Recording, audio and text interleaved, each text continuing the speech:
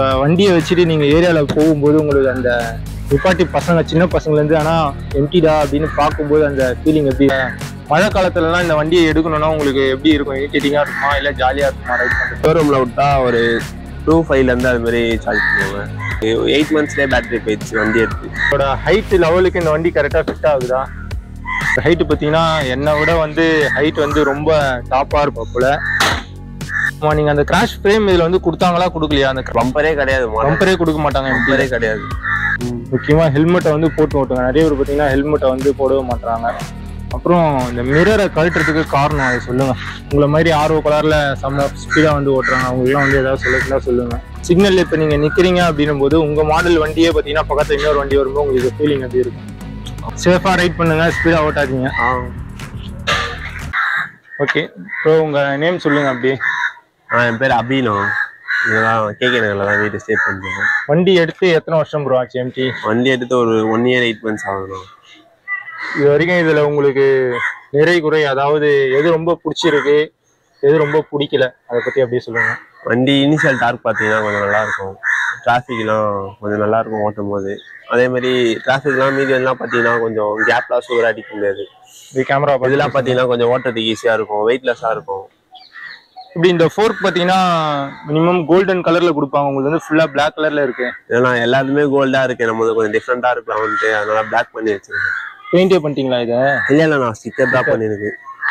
நான் கோல்டு தான் பார்க்கும்போது தனியாக லுக்காக எடுத்து கொடுப்பேன். எல்லா வண்டியும் சேமா இருக்கு, நம்மளுக்கு கொஞ்சம் தனியாக தெரியணும்ல. ஓகே, வேற வண்டி சர்வீஸு, இந்த டயர் சேஞ்ச் பண்ணுறது இதெல்லாம் எப்படி மெயின்டெனன்ஸ் பண்ண முடியுதா? இதை நான் இது வரைக்கும் டயர் எதுவும் சேஞ்ச் பண்ணல, சர்வீஸ் மட்டும் தான் பண்ணுறது. ஷோரூமில் விட்டா ஒரு 2.5 அது மாதிரி சார்ஜ் பண்ணுவாங்க. ஒரு வாட்டி மட்டும் அந்த பேட்டரி போயிருக்கு, 8 monthsலேயே பேட்டரி போயிடுச்சு வண்டி எடுத்து. பேட்டரி என்ன பிராண்ட் அது? அது வந்து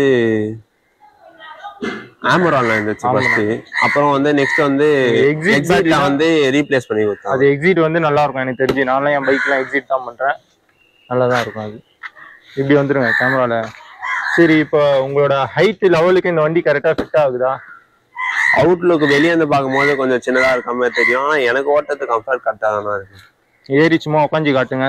இவர் ஹைட்டு பார்த்தீங்கன்னா என்னை விட வந்து ஹைட் வந்து ரொம்ப டாப்பாக இருப்பா போல. அவர் உட்காந்தாருன்னா வண்டியே அவருக்கு உண்மையிலே, உங்களுக்குலாம் அந்த தண்டர் பேர்டு அப்படி இல்லைன்னா ராயல் என்ஃபீல்டு அந்த பைக்கு, அப்படி இல்லைன்னா கேடிஎம்ல ஆஃப் ரோட் பைக்கு, அதுதான் வந்து செம்ம இதாக இருக்கும் போல. பரவாயில்ல, லுக்காக தான் இருக்கு. அதே மாதிரி இது நான் ஏபிஎஸ் மாடல்லாம், ஃப்ரண்ட் ஏபிஎஸ், அதனால பிரேக் வந்து அவ்வளோவா நம்ம நினைச்ச மாதிரி இருக்காது. நீங்க பிரேக் அடிச்சிங்கனாலே அப்படியே ஸ்கிட் ஆகிட்டு வலிச்சுனே போயிடும். ரேர் டயர் மட்டும் உங்களுக்கு ரியர் டயர் மட்டும் நிற்காது, ஆனால் ஃப்ரண்ட்டே நல்லா இருக்கும். இன்னும் டயர் ஒரு டைம் கூட சேஞ்ச் பண்ணலையா? இல்லை, பண்ணல. பேட்டரி மட்டும் தான் சேஞ்ச் பண்ணிருக்கோம், வாங்கி வேற எதுவுமே மாட்டோம். இப்போ யங்ஸ்டர்ஸ் இப்போ நிறைய பேர் பார்த்தீங்கன்னா எம்டி பைக் வந்து எடுக்கணும் அப்படின்னு வந்து ஆசைப்படுறாங்க. அவங்களுக்குலாம் எப்படி இது எடுக்கலாமா வேண்டாமா? எடுக்கலாம்ண்ணா. இப்போ வந்து டியூல் சேனல் ஏபிஎஸ் தான் இருக்கு, ஆனா அதுவும் பாத்தீங்கன்னா ஒஸ்டா தான் இருக்கு. அது கூட கம்பேர் பண்ணீங்கன்னா இதே கொஞ்சம் பரவாயில்ல. இதாவது தேய்ச்சின் பையன் நின்றுது, அது வந்து நம்ம எப்படின்னா இன்னும் கொஞ்சம் இழுத்துட்டே போகுது, நம்ம நினைச்ச இடத்துல நிக்க மாட்டேங்குது வண்டி. ஓகே ஓகே ஓகே, பைக் வந்துருச்சு, அதனால கேமரா வந்து கொஞ்சம் ஓரம் எடுத்துக்கலாம்.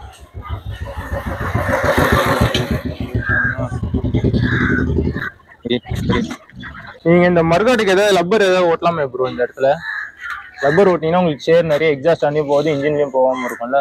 அது இதெல்லாம் லுக் டிஃப்ரெண்டா இருக்கும், எதுவும் பண்ணல அவ்வளோ. ஏன்னா நான்லாம் பார்த்தீங்கன்னா 390 வந்து லப்பர் தான் ஓட்டியிருப்பேன், சேர் வந்து அந்த அளவுக்கு போகாது. சும்மா ஸ்டிக்கர் மட்டும் தானே ஓட்டிருக்கேன், வேற எதுவும் ஒன்றும் பண்ணல. பண்ணணும் இதுக்கு மேலே. இதுவும் நீங்க ஸ்டிக்கரிங் தான் பண்ணீங்களா? ஆமாண்ணா.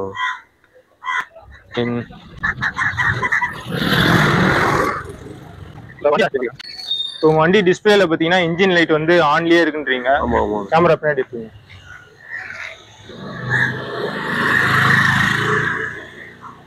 இப்போ இந்த இன்ஜின் டிஸ்பிளே லைட் எரியுதுன்றீங்க, இது எப்படி, இது உங்களுக்கு இந்த ஃபால்ட் எப்போ இருந்து காட்ட ஆரம்பிச்சது? அது நடுவில் ஒரு வாட்டி எக்ஸாஸ்ட் சேஞ்ச் பண்ணணும்.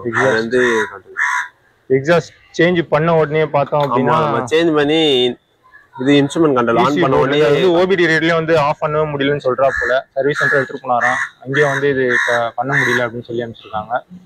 வேற ஏதாவது சர்வீஸ் சென்டர் எடுத்துட்டு போயிட்டு இன்ஜின் லைட்டோட சிம்பிள் மட்டும் இங்க வந்து காட்டிட்டே இருக்கு. அவங்களுக்கு காட்டுறோம் பாருங்க.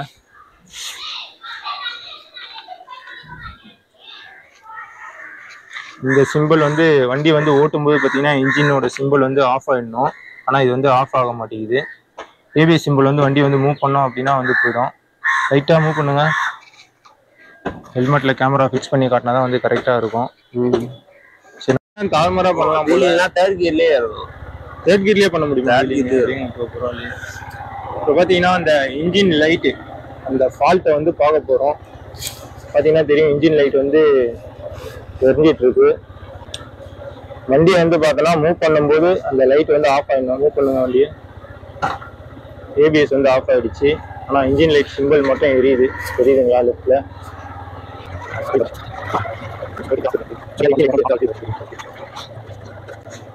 எனக்கு உண்மையிலேயே ஆச்சரியமா அது ஓபிடி ரேட்ல கூட அந்த ஆப்ஷனே கேட்க மாட்டேங்குது. இது ஆஃப் பண்ணலாம் பார்த்தா. இன்ஜின் லைட் மட்டும் பார்த்தோன்னா தெரியும், எல்லோ கலர்ல வந்து அப்படியே வந்து தெரியுது. ஆஃபே ஆகலை. இது பார்த்தீங்கன்னா 8 மாசமா வந்து எனக்கு வந்து ஆன்லேயே இருக்கு ப்ரோ அப்படின்னு வந்து சொல்றாரு இன்ஜின் லைட்டு. அது வந்து ECU போர்ட் கனெக்டிங் மூலமா தான் அது வந்து இது பண்ணணும்னு நினைக்கிறேன். இன்னும் இல்லை, சர்வீஸ் சென்டர் எடுத்துட்டு போனால் அவங்க அதுக்கு தனியாக ஏதாவது ஓபிடி ரீடர் வச்சுருந்தா ஏதாவது பண்ண முடியுமான்னு தெரில. இப்படின்னா ECU போர்டில் தண்ணி ஏதாவது போயிடுச்சு, இல்லை ஏதாவது ஃபால்ட் சொல்லுவாங்க, பார்ப்போம். ப்ரோ அப்புறம் இந்த வண்டியில் ரொம்ப பிடிச்ச விஷயம்னா என்ன சொல்லுவீங்க? அதான் நான் இனிஷியல் தான் கொஞ்சம் நல்லா இருக்கும். பிக்கப் தான் ஸ்டாண்டியோட ஸ்பீடு. மற்றபடி உங்களுக்கு சர்வீஸ்ல இது வரைக்கும் ஏதாவது ஃபால்ட் போயிடுச்சுன்னா பேட்டரி மட்டும் தான் போயிருக்கு. பேட்டரி மட்டும் தான் போயிருக்கு. மற்ற எதுவும் இன்னும் பேட்டரி எதனால போச்சுன்னா நான் பின்னாடி டெயில் கட்டி வச்சதுனால இதுல இருந்து சேர் அடிச்சு அந்த ஒயர் உள்ள ஷார்ட் ஆயிடுச்சு அப்படின்னு. ஓ,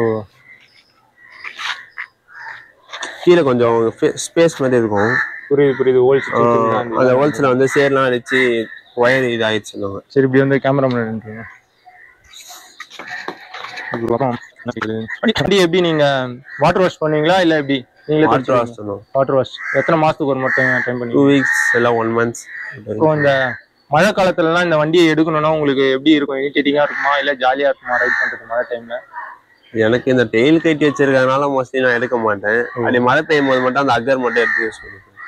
அப்புறம் மழை அப்புறம் ஷேர் ஆயிடுச்சுன்னா உங்களுக்கு அந்த ஃபீலிங் என்னடா ரொம்ப அடிக்கணும்.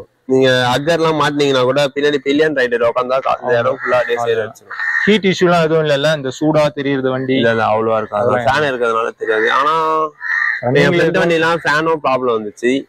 எதுல அந்த இது இஷ்யூ ஒன்றும் ஃபேஸ் பண்ணல. ஆனா என் ஃப்ரெண்ட்லாம் 2 times 3 times மாத்திருக்காங்க வாரண்டி டைம் 1 yearலயே. வண்டி எப்படி இப்ப என்ன ரேட்ல வந்து இன்னைக்கு ரேட் நீங்க எடுக்கும்போது? நான் எடுக்கும்போது 2,08,000. வெர்ஷன் 2 1 இது வெர்ஷன் 2 எவ்வளோ? 1,99,200. 2 லட்ச ரூபா வந்துருது. ஓகே, இப்ப பாத்தீங்கன்னா 210 212 2 லட்ச ரூபாய்க்கு மேல வருது இப்ப பார்த்தோன்னா பிரைஸ். இந்த வண்டி வந்து ஒரு நேக்கட் வெர்ஷன். R1 V3யோட இன்ஜின் தான் சேம். பட் பரவாயில்ல, ரொம்ப ஷார்ட்டா இருக்கு. பாத்தீங்கன்னா அந்த டெயில் லைட்டோட பின்னாடி அந்த மர்காட்லாம் கழட்டிட்டா போல. சும்மா மூச்சுண்டா குட்டியா இருக்கு. செம்மையா வந்து டிராஃபிக்லாம் வந்து பெண்ட் அடிச்சு ஓட்டலாம். பட் யமஹா இன்ஜின், ஜப்பான், அதனால மோஸ்ட்லி எல்லாரும் வந்து இதை வந்து விரும்புறாங்க. நல்லா தான் இருக்கு. பிளாஸ்டிக்கோட அளவும் பாத்தீங்கன்னா கம்மியா தான் இருக்கு இந்த வண்டியில. அதே மாதிரி கீழே எல்லாம் உள்ள கூட எதுவும் அடி பண்ணணும். நீங்க அந்த கிராஷ் ஃப்ரேம் இதுல வந்து கொடுத்தாங்களா கொடுக்கலையா? அந்த கிராஷ் ஃப்ரேம் கிடையவே கிடையாது. பம்பரே கிடையாது. பம்பரே கொடுக்க மாட்டாங்க. பம்பரே கிடையாது. என்ன சொல்ற ப்ரோ? நிஜமா பம்பரே கிடையாது. எம்டில வந்து பம்பரே வந்து இந்த இடத்துல வந்து கொடுப்பாங்க, இல்ல நம்ம தனியா வாங்கி மாட்டணும் போல இருக்கு. டியூக்ல எல்லாம் பாத்தீங்கன்னா கூட சின்னதா லிமிட்டா பஜாஜ் சைட்ல இருந்து ஒண்ணு கொடுப்பாங்க. ஆனா அது பார்த்தா உழுந்தா உழைஞ்சிரும். தனியா தான் நல்லா வந்து வாங்கி போட்டேன். இந்த எக்ஸாஸ்ட் ஃபர்ஸ்ட் உங்களுக்கு ரொம்ப கோல்டன் கலர்ல வந்ததா இல்ல? இல்ல சில்வர்ல தான வந்துச்சு. சில்வர் பிளாக் மேட் ஃபினிஷ்ல இருந்துச்சு. அப்புறம் அந்த ஹீட்ல மேல மாறி. Okay bro. இப்போ வண்டியில பாத்தீங்கன்னா நீங்க எடுத்த உடனே இப்போ ரோட்ல சிக்னல் அந்த மாதிரி இடத்துலலாம் பாத்தீங்கன்னா இப்போ பக்கத்துல ஒரு பல்சர்லயோ யாராவது வந்துட்டு நிக்கிறாங்க அப்படின்னா உங்களுக்கு எப்படி அவர் வந்து ஓட்ட கடிக்கணும் போல ஒரு மைண்ட் வந்து பயங்கரமா தோணும்? நம்ம என்னதான் கொஞ்சம் நார்மலா ஓட்டினாலும் யாருனாவது ஊசி பேத்தி விட்டாங்கன்னா கொஞ்சம் ஓட்டணும் தானே தோணும். சிட்டிக்குள்ள பொறுத்த வரைக்கும் இவ்வளவுதான் ஸ்பீடுன்னு வராது, நார்மலா ஓட்டுங்க. அதான் எப்பவுமே வந்து சேஃபு. எப்பவுமே வந்து ஸ்பீடுன்னு வந்து ஒரு லிமிட்டாக ஓட்டுங்க. உங்களுக்கும் நல்லது, வண்டிக்கும் நல்லது. முக்கியமா ஹெல்மெட்டை வந்து போட்டு ஓட்டுங்க. நிறைய பேர் பார்த்தீங்கன்னா ஹெல்மெட்டை வந்து போடவே மாட்டாங்க. அப்புறம் இந்த மிரரை கழட்டுறதுக்கு காரணம் அதை சொல்லுங்க. கேமரா பார்த்துங்க பேசுங்க. இப்படி வாங்க, வண்டி ஓனரே இவர் தான் அபி. மிரர் ஏன் கழட்டிடுறீங்க? மிரர் வந்து இந்த டிராபிக் எல்லாம் ஓட்ட முடியாது. காரோட மிரர்ல மிரர் எதுக்காக கொடுக்குறாங்கன்னா பின்னாடி வர வியூ ஹைவே எல்லாம் போனீங்கன்னா பாத்தீங்கன்னா பாஸ் எல்லாம் அடிச்சுட்டு நான் ஏன் கழட்டி வச்சிருக்கேன், நம்ம மோஸ்ட்லி ஹைவேல போக மாட்டோம், சிட்டி தான். மிரர் இல்லைனாலும் இப்ப வந்து ஃபைன் போடுறாங்க. எல்லாரும் பாத்தீங்கன்னா மிரரை வந்து கழட்டி வச்சிடறாங்க. மிரரை வந்து தயவு செஞ்சு கழட்டாதீங்க. அது உண்மையிலே ஒரு சேஃப்டி தான். செம்ம இது. என் பைக்ல எல்லாம் பாத்தீங்கன்னா மிரரை வந்து நான் வந்து கழட்டவே இல்லை. பார்த்தாலே தெரியும். மிரர் வந்து 2 சைடுமே தெளிப்பா மிரர் வந்து இருக்கும். எப்பயுமே மிரர் பார்த்து ஓட்டுற பழக்கத்தை வந்து வச்சுக்கோங்க. அது ஸ்டார்டிங்ல இருந்து அது பழகல, அதெல்லாம் நம்ம டிராபிக்லயே ஓட்டி பழகிடுச்சா, அதனால மிரர் கட்டாம. என்னைக்குமே மிரரை வந்து யூஸ் பண்ணி ஓட்டினீங்க அப்படின்னா பின்னாடி வர வண்டியெல்லாம் ஓட்டலாம். டக்குன்னு கிட்ட போய் கட் அடிக்கிறதுனால விபத்துகள், அந்த ஆக்சிடென்ட் வந்து நிறைய வந்து நடக்குது. சரி, நீங்க வண்டி ஓட்டுறதுனா வந்து பார்த்து ஓட்டுங்க. மற்ற பாய்ஸ் உங்களை மாதிரி ஆர்வ கலர்ல செம்ம ஸ்பீடா வந்து ஓட்டுறாங்க, அவங்களுக்குலாம் வந்து ஏதாவது சொல்லக்கூடாது சொல்லுங்க. நான் ஓட்டலாம், நம்ம கண்ட்ரோல மீறி நம்ம ஓட்டக்கூடாது. நம்ம புதுசா வண்டி எடுக்கிறீங்க அப்படின்னா கொஞ்சம் பார்த்து நார்மலா ஓட்டுங்க. புதுசா எடுத்த உடனே நீங்க ஓட்டுறதுனால ரோட்ல வந்து பப்ளிக்ல நிறைய பேர் போவாங்க, ஃபேமிலி மேன் போவாங்க, எவ்வளவு பேர் இருக்காங்க. யாரையா இடிச்சு ஏதாவது ஆயிடுச்சு அப்படின்னா அவங்களுக்கும் கஷ்டம், அவங்க ஃபேமிலி அவங்கள சார்ந்து நிறைய பேர் இருப்பாங்க, எல்லாருக்குமே வந்து ரொம்ப கஷ்டமாயிடும். அதனால சேஃபா ஓட்டுங்க, சேஃபா ரைட் பண்ணுங்க. புதுசா வண்டி எடுக்கிறதா அப்பா அம்மா வந்து தொந்தரவு பண்ணி டியூல எடுக்கிறது அதுன்னு ரொம்ப வந்து கஷ்டப்பட்டு எடுக்காதீங்க. நீங்களாம் வந்து ஒரு ஜாப், ஒரு குறிப்பிட்ட லைஃபுக்கு போகும்போது கொஞ்சம் முன் பேமெண்ட் வந்து ஒரு அமௌண்ட் வந்து கட்டி சோலோவா எடுங்க. வீட்டில் வந்து யாரையும் கஷ்டப்படுத்தி எடுக்க வேணாம். இது ஒரு அட்வைஸ், வேற ஒன்றும் இல்லை. ஸோ அப்புறம் பார்த்தீங்கன்னா இப்போ நீங்கள் வந்து ஒரு இடத்துக்கு வந்து வெளியில போறீங்க அப்படின்னா இந்த வண்டியை வந்து ஒரு இடத்துல பார்க்கிங் எங்கேயாவது இல்லை, பார்க்கிங் கூட சில இடத்துல வந்து இருக்காது வெளியில அவுட்டர் சைட்லாம். அந்த இடத்துல வந்து வண்டியை நிப்பாட்டிட்டு போகும்போது உங்க ஃபீலிங் எப்படி இருக்கும்? வண்டியை விட்டு பயமா தான் இருக்கும், வண்டி மேலே தான் இருக்கும், மைண்ட்ஃபுல்லா நம்ம அங்கே போற இடத்துல கான்சென்ட்ரேட். கேமரா பார்த்து அப்படியே பேசுங்க. புது வண்டிலாம் வாங்கிட்டதுக்கு அப்புறம் நைட்ல கூட திடீர்னு ஏந்து வந்து வண்டி இருக்கான்லாம் பார்ப்பேன். அது அப்படித்தானே இருக்கும். கொஞ்ச நாளைக்கு பயம் இருக்கும், கொஞ்ச நாளைக்கு இல்லை. இப்போ வரைக்கும் அந்த பயம் இருக்கு, 2 வருஷம் ஆக போகுது, அதனால அது அப்படியே தான் இருக்கு. ஆனா ஃபர்ஸ்ட் இருந்த மாதிரி இல்லை. இது வரைக்கும் நீங்க வண்டியை விட்டுட்டு போயிட்டு யாராவது இப்ப வண்டி மேல உட்காந்துட்டு இருக்காங்க அப்படின்னும் போது உங்க மனசு வெறுப்பா இருக்கும். நம்மளே உட்கார மாட்டோம், ஸ்டாண்ட் எதனா ஆயிட்டு இன்னொருத்த வந்து உட்காரும் போது கொஞ்சம் வெறுப்பா இருக்கும். வண்டிக்கு எப்படி பேடாக் ஸ்டாண்ட் ஏதாவது வாங்கி யூஸ் பண்றீங்களா? இல்ல, நான் எல்லாம் மெக்கானிக் செட் தான். மெக்கானிக் செட் தான். பேடாக் ஸ்டாண்ட்லாம் ரொம்ப சீப்பா விற்கிறாங்க, நீங்க வாங்கி இந்த லூப் அடிக்கிறதுக்கு. நம்மள வீட்டுல வைக்க இடம் இல்லைனா. Okay okay. அப்புறம் இப்ப வண்டியை வச்சுட்டு நீங்க ஏரியால போகும்போது உங்களுக்கு அந்த நிப்பாட்டி பசங்க, சின்ன பசங்கள்ல இருந்து ஆனா எம்டிடா அப்படின்னு பார்க்கும்போது அந்த ஃபீலிங் எப்படி இருக்கு? கொஞ்சம் நல்லா தானே இருக்கும், டிஃப்ரெண்டா இருக்கும் மனசுக்கு.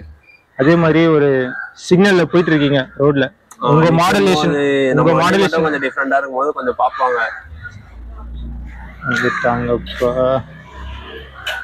ஏகப்பட்ட டிஸ்டர்பன்ஸ் பாத்தீங்கன்னா எல்லாரும் இருக்காங்க. இப்போ பாத்தீங்கன்னா உங்க மாடல் வண்டியே சிக்னல் இப்ப நீங்க நிக்கிறீங்க அப்படின்னும் போது உங்க மாடல் வண்டியே பாத்தீங்கன்னா பக்கத்துல இன்னொரு வண்டி வரும்போது உங்களுக்கு ஃபீலிங் எப்படி இருக்கும்? அவங்களுக்கு கொஞ்சம் பலன்னு இருக்கும், அதனால பார்க்க நல்லா இருக்கும். நம்மளது கொஞ்சம் டிம்மா இருக்கும். மெயின்டைன் ஒழுங்கா பண்றது நான் பண்ணா கொஞ்சம் நல்லா இருக்கும். சரி, இப்ப இந்த வண்டி எடுத்து எடுத்துரு பின்னாடி போயிடு.